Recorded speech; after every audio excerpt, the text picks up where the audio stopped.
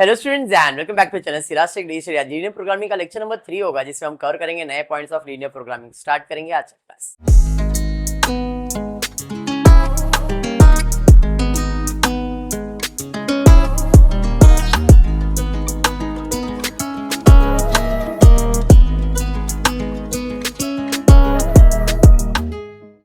In the previous lecture मैंने आपको minimising और मैक्सिमाइजिंग के एक एक सम करवाया है, बराबर है।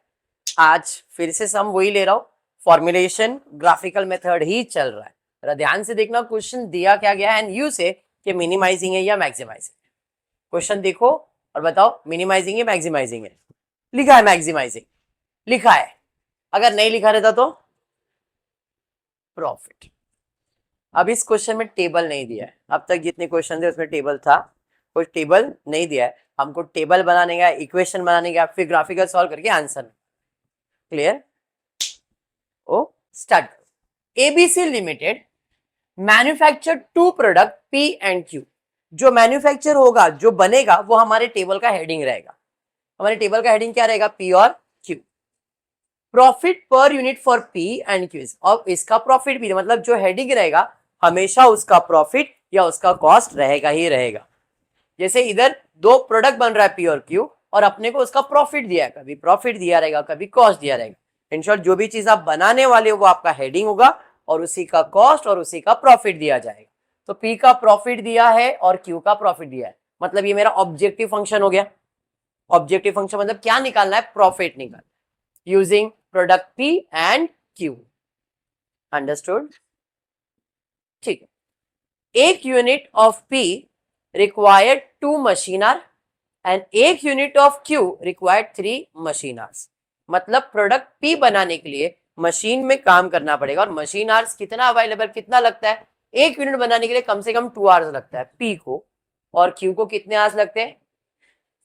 आगे बोला है अवेलेबल मशीन आवर्स इज 48, इससे ज्यादा टाइम अवेलेबल नहीं है।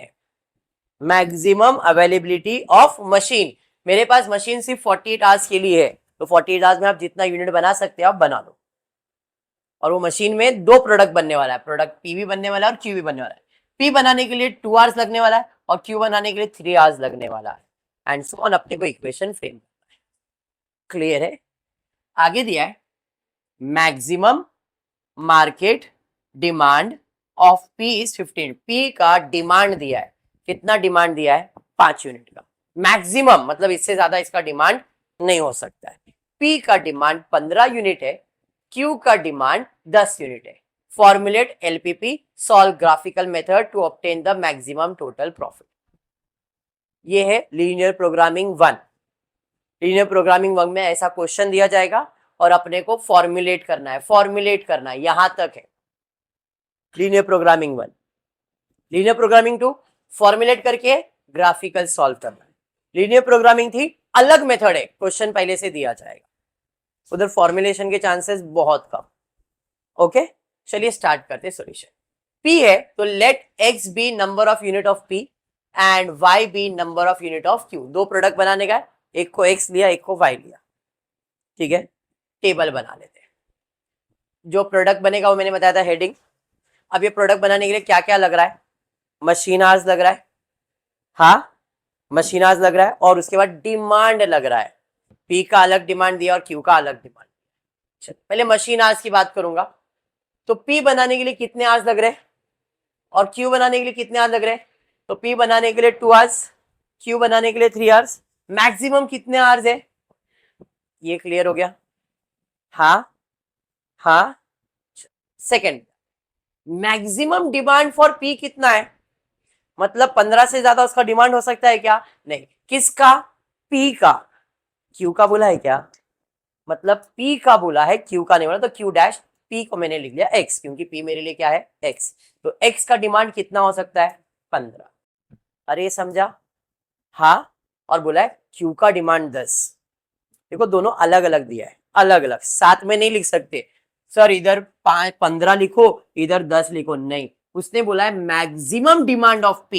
P का मैक्सिमम डिमांड कितना है? 15 ही है। टोटल उसका डिमांड कितना है? 15। और ये 15 किसका है? P का है। Q का है क्या? नहीं, इसलिए यहाँ पे Q पे डैश किया, 10 नहीं लिखा। क्यू का मैक्सिमम डिमांड कितना है 10, तो मैक्सिमम डिमांड कितना है 10, बट ये किसका है, क्यू का है, पी का है क्या नहीं, तो यहाँ पे डैश रहेगा और यहाँ पे कितना आ जाएगा y। समझ में आया इक्वेशन, ऐसा इक्वेशन फ्रेम करना होता है। ऑब्जेक्टिव फंक्शन दिया है 40 और 80 और क्या है प्रॉफिट, मतलब maximize z is equal to 40x 80y। Done. Objective function, objective मतलब प्रॉफिट, प्रॉफिट निकालना है, कितना निकालना है, पी का कितना है 40, क्यू का कितना है 80, तो पी मेरे लिए क्या है x, तो 40x, क्यू क्या है y 80y। Objective function subject to एक इक्वेशन, दो इक्वेशन, तीन इक्वेशन। अब ये जो इंफॉर्मेशन दिया है ये मैक्सिमम है, मैक्सिमम मतलब इससे ज्यादा इसकी अवेलेबिलिटी नहीं है। चाहे मशीन की बात करो, चाहे डिमांड की बात करो, इससे ज्यादा डिमांड या इससे ज्यादा टाइम मेरे पास नहीं मिलेगा। In short 2x plus 3y का जो टोटल आएगा वो 48 से कम या 48 जितना ही आएगा, उससे ज्यादा हो सकता है क्या। 2x प्लस 3y का टोटल कम होगा किससे, 48 से, इसलिए इधर कौन सा साइन दिया है, लेस देन का साइन। जब फेस आपकी तरफ ओपन हो रहा है मतलब आप बड़े हो और मैं कौन हूं, छोटा। समझ में आया। अब ये फेस किसकी तरफ ओपन है, 48, मतलब ये छोटा और ये बड़ा है ना, तो उसने बोला इन दोनों को जब प्लस करोगे इनका जो मशीन आर्स लगेगा, इसका मशीन आर 48 या उससे कम आएगा, उससे ज्यादा आ सकता है क्या, मतलब हम दोनों प्रोडक्ट का टोटल 48 या उससे कम आ सकता है, उससे ज्यादा हो सकता है क्या नहीं, इसका मतलब 48 बड़ा और हम क्या है छोटे हैं, इसलिए यहाँ पे लेस देन साइन है। क्लियर। एक्स का डिमांड कितना है 15, इससे ज्यादा हो सकता है क्या नहीं, मतलब एक्स का डिमांड 15 या उससे कम हो सकता है, उससे ज्यादा होगा क्या, लेस देन साइन। वाई का डिमांड कितना होगा, लेस देन और इक्वल्स टू 10। ऐसा इक्वेशन इसके पहले कभी नहीं आया था, इसके लिए आज का लेक्चर है। Clear. X is greater than equals to 0, Y is greater than equals to 0। यहां तक समझ में आया। ये था linear programming lecture 1 part 1। Part 1 में इतना ही आता है, जो फॉर्मुलेट बोलते हैं ना एलपीपी, ये फॉर्मुलेशन ऑफ एलपीपी। ये लीनियर प्रोग्रामिंग लेसन पार्ट 1 है। पार्ट 2 आपको ये क्वेश्चन दिया जाता है, बाय डिफॉल्ट ये दिया जाएगा और फिर इधर से स्टार्ट होगा ग्राफिकल मेथड। फॉर्मुलेशन समझा कैसे हुआ, पक्का समझा है, हाँ चलो।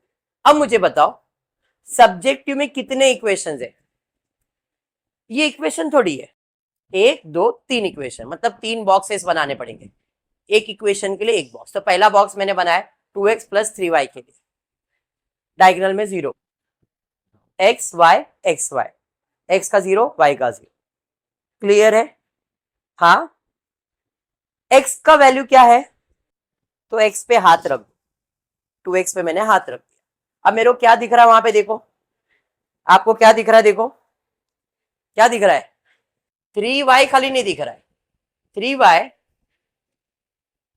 इज इक्वल्स टू 48 दिख रहा है। सर वो लेस देन इक्वल का वो साइन नहीं इंपॉर्टेंट, तो y का आंसर कितना आएगा 48 डिवाइडेड बाय, तो y का आंसर कितना आ रहा है, तो इधर कितना आना चाहिए 60। बात समझा, चलो देखो समझा। तो x का वैल्यू 0, y का वैल्यू 60, 0,60। अंडरस्टूड। अब y का वैल्यू 0 है और x खाली है, तो y पे हाथ रख दो। y पे जैसे हाथ रखा क्या दिख रहा है अपने को, 2x और 48 बराबर 2x 40, x is equal to 48 divide bye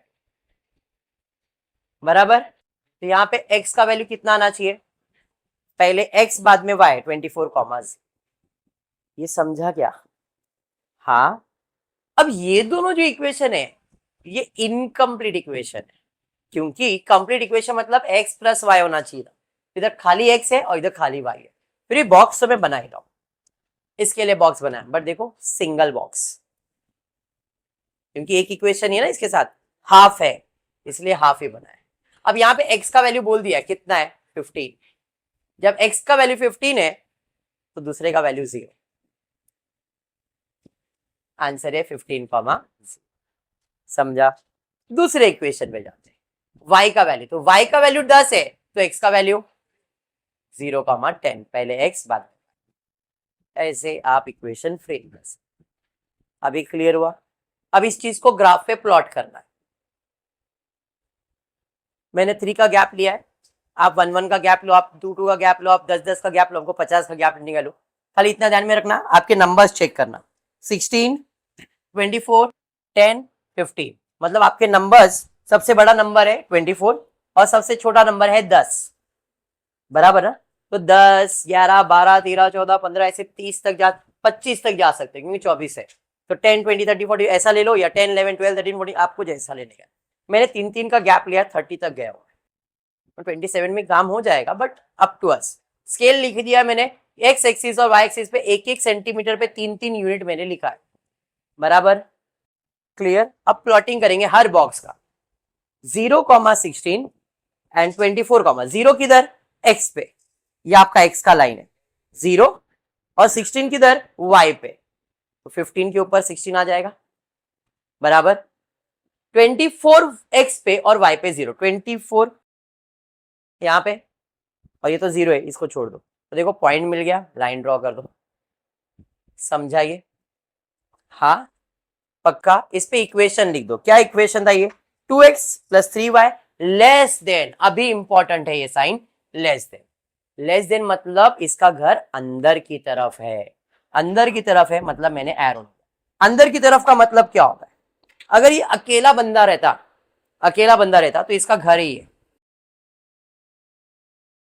he is the owner of this plot. Why? Because single person, और लेस देन बोला है तो दिस इज द आंसर।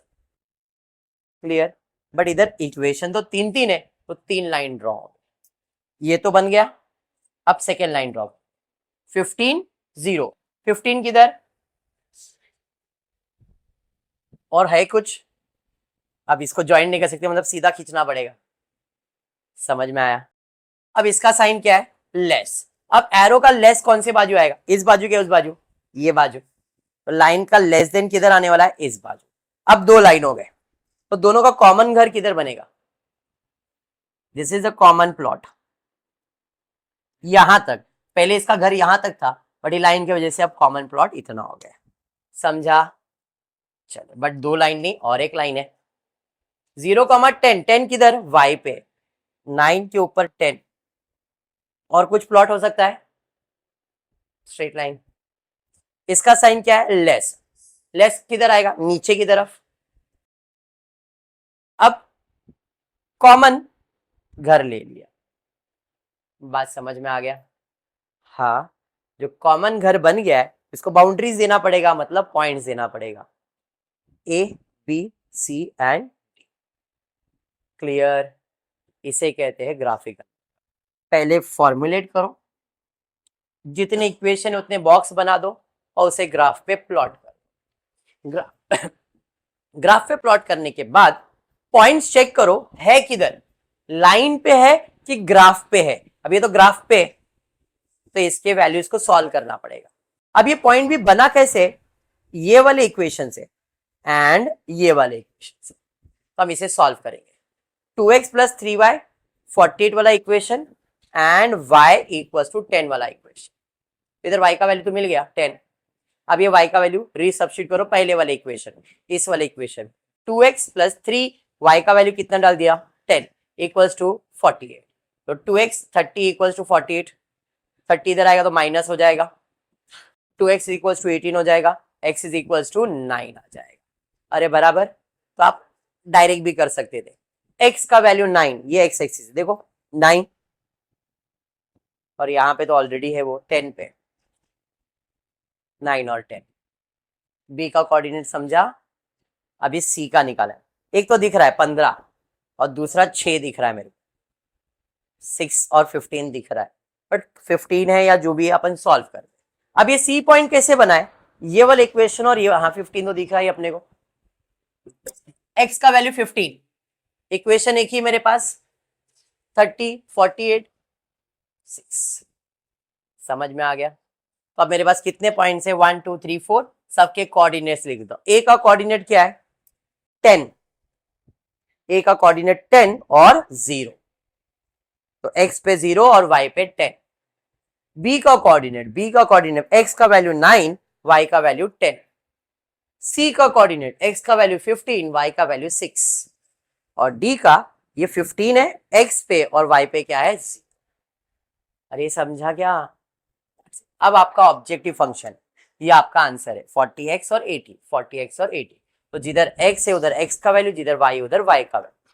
तो ये आएगा 40 इंटू 0 प्लस 80 इंटू 10, 800 बराबर 9 इंटू 10, मतलब सॉरी 9 और 10, 40 इंटू 9, 80 इंटू 10, 800 और 360, 1160 शायद, 1160 बराबर 40 80, 40 15 80 60, 480, 600, 1080, 40 15 80 0 60, 600, 600। समझ में आया? आंसर क्या चाहिए? मैक्सिमम। इन सब में मैक्सिमम क्या है? Eight point. तो answer is 1160 eight point. Done with the sum. चाहे मैक्सिमाइजिंग का सम हो चाहे मिनिमाइजिंग का, स्टेप्स ये खाली मैक्सिमाइजिंग में क्या रहे, मिनिमाइजिंग में क्या हो रहा है, ऊपर की तरफ जाता है और मैक्सिमाइजिंग अंदर की तरफ आता है। क्लियर हुआ ये? हाँ, थोड़ा सा ट्विस्ट लेता हूं, पास्ट पेपर का एक सम 2018 या 19 में कभी आया ये।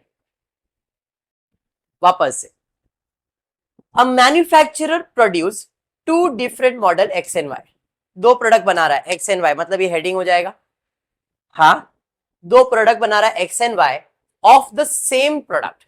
The model X makes a contribution of ₹50 per unit and model Y ₹20 per unit to a total profit. Profit मतलब मैक्सिमाइजिंग का सम है। उसने बोला है एक्स कितना प्रॉफिट देगा और वाई कितना प्रॉफिट देगा, मतलब ये ऑब्जेक्टिव फंक्शन है। ऑब्जेक्टिव फंक्शन मतलब जो भी आप अज्यूम करोगे, एक्स वाई जो भी आप अज्यूम करोगे, उसमें 50 और 20 है। ये समझा? सब्जेक्ट टू, रॉ मटेरियल लगने वाला है, दो raw material R1 and R2 required for the production. At least, इसके पहले एट लीस्ट नहीं था, एट मोस्ट था। ज्यादा से ज्यादा इतना ही टाइम है मेरे पास, इससे ज्यादा नहीं हो सकता। इधर वर्ड क्या यूज किया है? At least 15 kg of R1 and at least 10 kg of R2 must for daily. मतलब कम से कम 15 kg R1 कम से कम यूज करना है और R2 कम से कम 10, इससे ज्यादा यूज करेंगे तो चलेगा। प्रोडक्ट बनाने के लिए दो मटेरियल लगने वाला है R1 और R2, और R1 एटलीस्ट 15 kg तो आप यूज करो बनाने में, इससे ज्यादा यूज हुआ चलेगा लेकिन कम यूज मत करना। एटलीस्ट का मतलब क्या है? कम से कम। हम ऐसा बोलते हैं कम से कम इतना तो काम कर, एटलीस्ट इतना तो काम कर। इससे ज्यादा करेगा तो मैं खुश होऊंगा, लेकिन इससे कम करेगा तो खुश होऊंगा क्या मैं? तो एटलीस्ट का मतलब क्या है? कम से कम इतना। इससे ज्यादा चलेगा बट इससे कम, मतलब मेरा आंसर कम से कम इतना, इससे बड़ा आएगा तो चलेगा बट इससे छोटा आएगा तो चलेगा क्या? I will be greater than 50। बात समझा? हाँ, same goes for R2 also. R1 का रिक्वायरमेंट कितना, R2 का कितना है वो दिया है। Also at most, at most का मतलब ज्यादा से ज्यादा, 36 लेबर आवर्स ही अवेलेबल है काम करने के लिए। मतलब यहाँ पे तीन चीजें, एक है रॉ मटेरियल 1, एक है रॉ मटेरियल 2 और एक है लेबर, मतलब तीन इक्वेशन बनने वाले। रॉ मटेरियल 1 15 है, रॉ मटेरियल 2 अपने पास, मैंने यहाँ पे लिखा प्रोडक्ट, इसके पहले x और y यूज कर रहा था, अब मैंने इधर वर्ड यूज किया x1 और प्रोडक्ट x, x2 और प्रोडक्ट y। क्यों? क्योंकि x यूज कर तो कंफ्यूजन क्रिएट होता। इसके पहले a b c अलग अलग अल्फाबेट से, तो a को x लिया, b को y लिया, p को x लिया, q को y लिया, ऐसा किया था। बट दोनों को x को x और y लेंगे तो कंफ्यूजन होगा, इसलिए यहाँ पे x1 और x2 वर्ड यूज किया है। ठीक है, सेम x के लिए x1, y के लिए x2, y2 ने x2। क्लियर? तीन प्रोडक्ट है, R1 है, कितना है? एटलीस्ट, एटलीस्ट मतलब ग्रेटर देन साइन आएगा, एटलीस्ट 10 ग्रेटर देन साइन आएगा, at most less than sign आएगा। R1 मेरे पास एटलीस्ट इतना है, R2 मेरे पास एटलीस्ट इतना है, लेबर मेरे पास एट मोस्ट इतना है। अब मैंने कितना यूज किया वो क्वेश्चन में देना चाहिए, दिया है। A quantity of 3 kg of R1 is required for X and 1 kg of R1 is required for Y. R1 के बारे में बोला है a quantity of 3 kg of R1 for X and 1 kg of R1 for Y. बराबर? अरे समझा? वापस a quantity of 3 kg of R1. R1 चल रहा है, R1 मेरे पास कम से कम है, एटलीस्ट इतना यूज कर, इससे ज्यादा भी हो सकता है। X बनाने के लिए कम से कम कितना लगता है एक क्वांटिटी के लिए 3 kg, और Y बनाने के लिए कितना के 1 kg के लिए लगता है 1 kg। समझ में आया?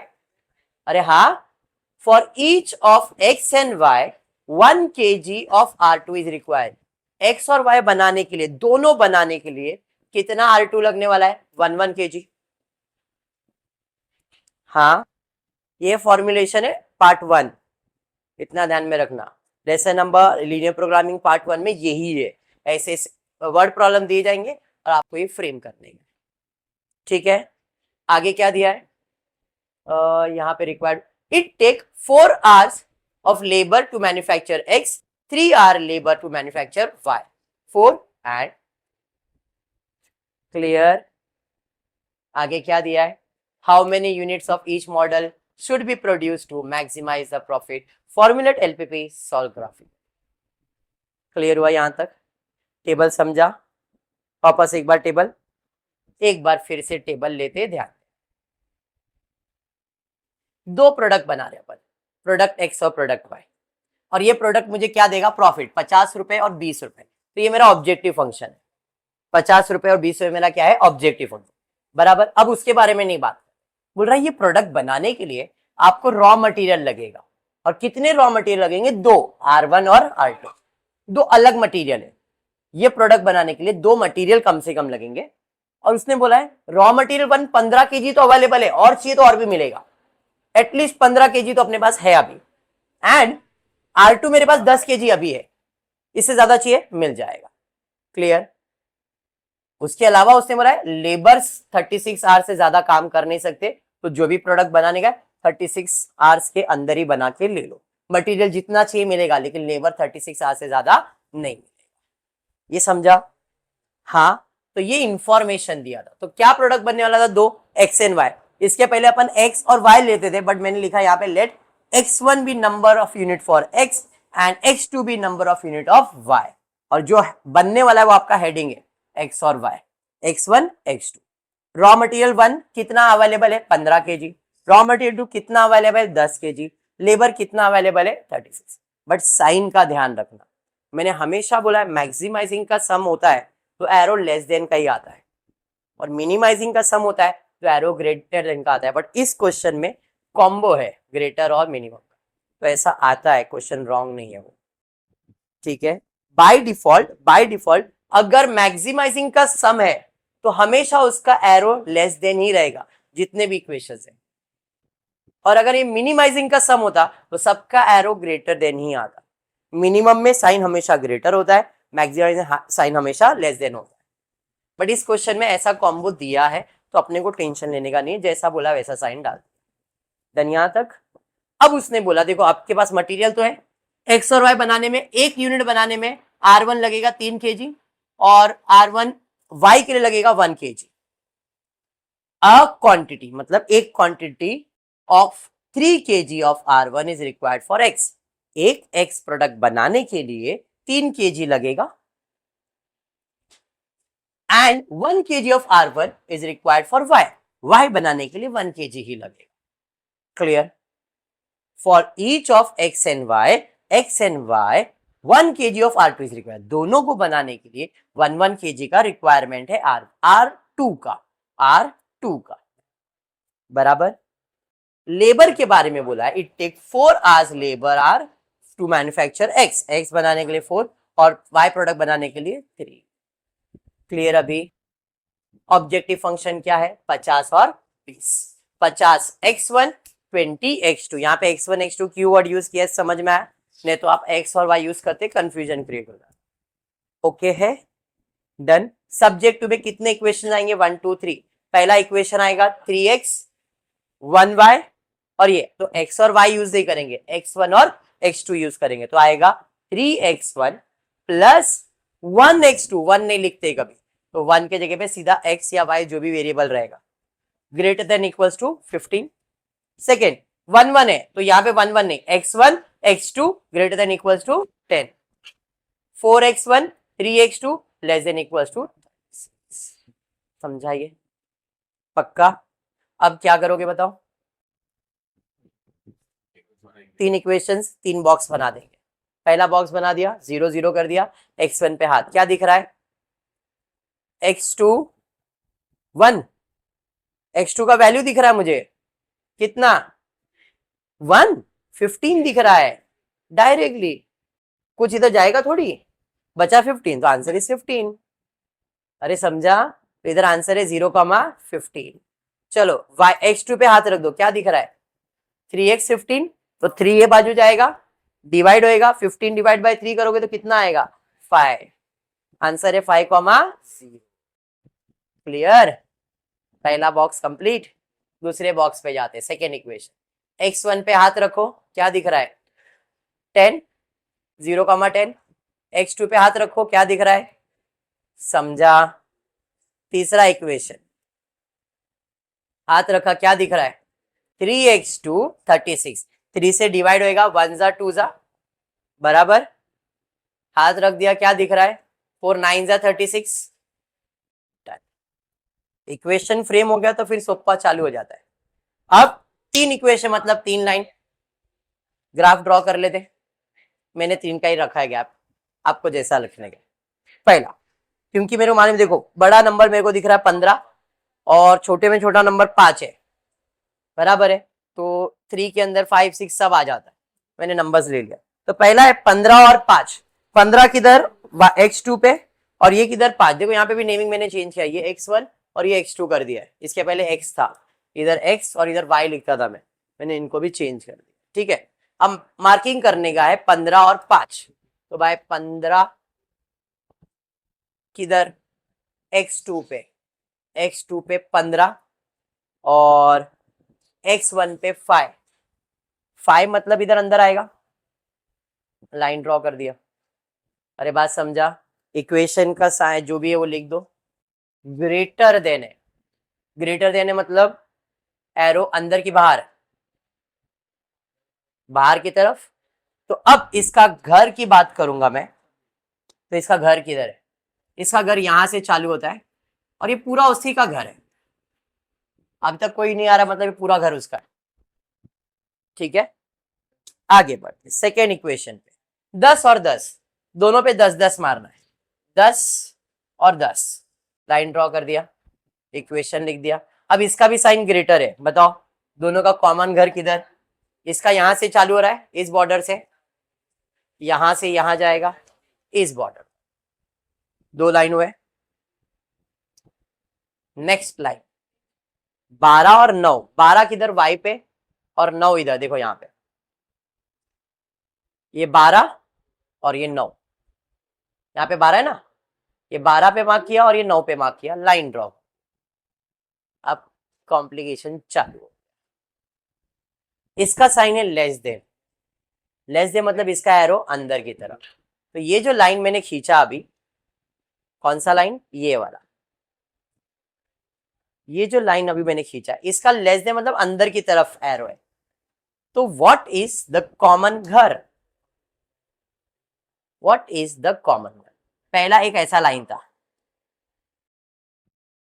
पहला एक ऐसा लाइन था, फर्स्ट वाला लाइन बराबर, फिर एक ऐसा लाइन आया बराबर, ये आपका ग्राफ है ना बेटा, और फिर एक ऐसा लाइन आ गया। तो अपने को देखने का है ये दो घर था, मतलब ये जो पॉइंट दिख रहा मालूम है, ये कॉमन है, क्यों, एक तो ऐसा अंदर जा रहा है और एक ऐसा बाहर जा रहा है, ये दो लाइन का जो है ना, पीछे जाता हूं थोड़ा सा पीछे जाता हूं तो आपको समझ, देखो अगर मैं कॉमन घर की बात करूं तो ये मेरा कॉमन घर था, दिस वॉज माई कॉमन, दोनों लाइन का कॉमन ऐसा था। अब वो लाइन ने आके 12 ने आके ऐसा डिवाइड कर दिया, तो ये तो अंदर की तरफ आ रहा है और ये बाहर की तरफ जा रहा है, जो कॉमन घर होता है उसी को अपने को प्लॉट करना है। इधर देखो मैंने लाइन ड्रॉ किया, तो ये जो है इनका ये छोटा सा वो अपना फिजिबल रीजन, क्यों, एक घर अंदर की तरफ आ रहा है, बाकी दो लाइन बाहर की तरफ जा रहा है, तो जहां पे दोनों इंटरसेक्ट हो रहे वो मेरा पॉइंट। ठीक, क्लियर। अब इसमें 3 पॉइंट्स बनेंगे, A B and C, A B and C, और तीनों पॉइंट ग्राफ के अंदर है, तीनों पॉइंट ग्राफ के अंदर है, मतलब 3 इक्वेशन सॉल्व करने पड़ेंगे। 3 इक्वेशन लेंदी लगेगा, लेकिन लेक्चर्स बैठे तो तुमको लेंदी नहीं लगेगा। क्यों? क्योंकि हाँ ये समझ में आ गया, हर बार तो यही कर रहे हैं अपन, खाली इधर ही थोड़ा सा मेहनत है, बाकी इजी है।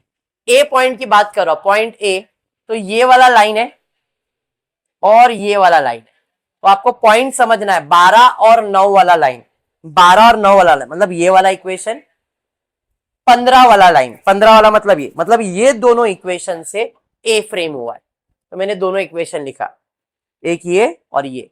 ए पॉइंट कैसे बना? ए पॉइंट बन रहा है ये लाइन और ये मतलब 15 वाला लाइन, 15 वाला लाइन मतलब ये वाला इक्वेशन, और 12 वाला लाइन, 12 वाला लाइन मतलब ये, तो ये दोनों इक्वेशन से पॉइंट ए बना है, बराबर, इसलिए मैंने ये दोनों इक्वेशन लिखा। क्लियर हुआ? पॉइंट ए कैसे बना है? पॉइंट ए ये लाइन और ये लाइन से बना है, तो जिस लाइन से बना है उस लाइन का इक्वेशन लिखो। लिखा। अब 10th स्टैंडर्ड में जाते, या तो x का वैल्यू सेम करो या तो y का वैल्यू सेम करो। यहाँ पे 3 है तो यहाँ पे भी 3 आ सकता है अगर मल्टीप्लाई बाय 3 करोगे तो। 3 3 जा 9, 3 15 45, तो पूरे इक्वेशन को 3 से मल्टीप्लाई किया ऊपर वाले, इसको करने की जरूरत है क्या? दोनों x सेम हो गए, माइनस माइनस क्या, 9 में से 4 जाएगा तो कितना? 5, 45 में से 36 माइनस करोगे तो 9, x1 is equal to 9 divide by 5, 1.8, बराबर। अब ये x का वैल्यू इधर इधर इधर जिधर आपको सब्स्टिट्यूट करने का करो, मैंने पहले वाले इक्वेशन में डाल दिया, 3x x2 15, तो 3 x1 का वैल्यू कितना है? 1.8, x2 इक्वल्स टू 15, तो 3 इंटू 1.8 करो 5.4, प्लस x2 इक्वल्स टू 15, उधर जाएगा तो माइनस हो जाएगा, x2 का आंसर 9.6, तो a का वैल्यू मुझे मिल गया, x1 है 1.8, x2 है 9.6। क्लियर? क्लियर। अब बी, चलो बताओ बी के लिए कौन सा इक्वेशन यूज करूंगा? ये 10 वाला लाइन तो दिख रहा है और ये 5 वाला लाइन दिख रहा है, 10 और 5, 10 और 5 मतलब ये दो इक्वेशन ना, तो आई विल बी यूजिंग, यहां पे देखो x2 सेम है, तो क्या मल्टीप्लाई करने की जरूरत है क्या? नहीं, कैंसिल हो जाएगा। 3 में से एक x जाएगा तो कितना x बचेगा? 2, 15 में से 10 जाएगा तो कितना? 5, 2.5, x1 आ गया। मैं ये वाले इक्वेशन में डालता हूँ क्योंकि ये सिंपल है, x1 x2 इक्वल टू 10 वाला, x1 का वैल्यू कितना है? 2.5, इधर आएगा तो माइनस 7.5। अरे समझा? तो अब b का वैल्यू भी मिल गया, x1 और x2। अभी c कैसे बन रहा है? c पॉइंट आपको दिख भी रहा है, ये और ये इक्वेशन, ये और ये इक्वेशन है ना, दोनों इक्वेशन लिख दिया, बट सेम होना चाहिए, या तो x का वैल्यू सेम करो या तो इसका वैल्यू सेम हो, इसको मल्टीप्लाई बाय 3 कर देता, तो 3 कर दिया तो ऊपर जैसा वैसे ही हो जाएगा, 3x और 30 सेम हो गया, बराबर। 4 में से 3 जाएगा तो x, 6, x1 मिल गया, मैं इसमें सब्स्टिट्यूट कर रहा हूँ, ये सिंपल है, बराबर। ये 6 x2, तो आंसर कितना आ जाएगा? 4। सारे कोऑर्डिनेट्स के पॉइंट मिल गए। उसके बाद टेबल पे जाओ, कितने कोऑर्डिनेट से? 3, a का कोऑर्डिनेट क्या है? 1.8, 9.6, b का कोऑर्डिनेट क्या है? 2.5, 7.5, 6, 4, पहले x1 बाद में x2। ऑब्जेक्टिव फंक्शन क्या था? मैक्सिमाइज 50 और 20, तो अब 50 इंटू 1.8, 20 इंटू 9.6 करो मल्टीप्लाई, 900 और 1918 कितना आ रहा है? 282, बराबर है, मतलब ये 90 आएगा और वो आपको बैलेंस है। इधर सेकेंड मल्टीप्लाई करो, चलो फटाफट। भाई आप लोग कैलकुलेटर नहीं लाए? दिखने बैठे, चलो अच्छा है। 275 देखना है तो मैं फटाफट भी कर सकता हूँ, लेकिन कैलकुलेट करोगे तो तुम्हारे लिए अच्छा। अब इन तीनों में सबसे बड़ा क्या है? आंसर क्या रहेगा? 38 at point C, that's it. ये आपका लीनियर, और समझ लूंगा, मेरे को मालूम है इतना कॉन्फिडेंस दिख नहीं रहा है, जिसमें और सम्स लेता हूँ, है कुछ भी नहीं, सम्स इतना ही है। 3 लेक्चर्स हुए, तीनों में मैंने यही पढ़ा है इतना ही। Graphical method is this much only. जो डिफिकल्ट पार्ट है वो तो इसके बाद है, सिंप्लेक्स मेथड। ये सिंपल वाला है, इसके बाद सिंप्लेक्स है। Graphical is a simple one because ये 12th स्टैंडर्ड 13th स्टैंडर्ड में हो चुका है। जिन्होंने 12th में मैथ्स नहीं लिया उनको 13th में आएगा। Same to same, everything is same. BCom को पूरा सेम। आप बीएमएस से मेरे को मालूम है, बट बीएमएस को भी ये मैथ्स में था, ठीक है। हाँ, अभी ऑनलाइन का बहाना अच्छा है, बट यहाँ तक क्लियर है।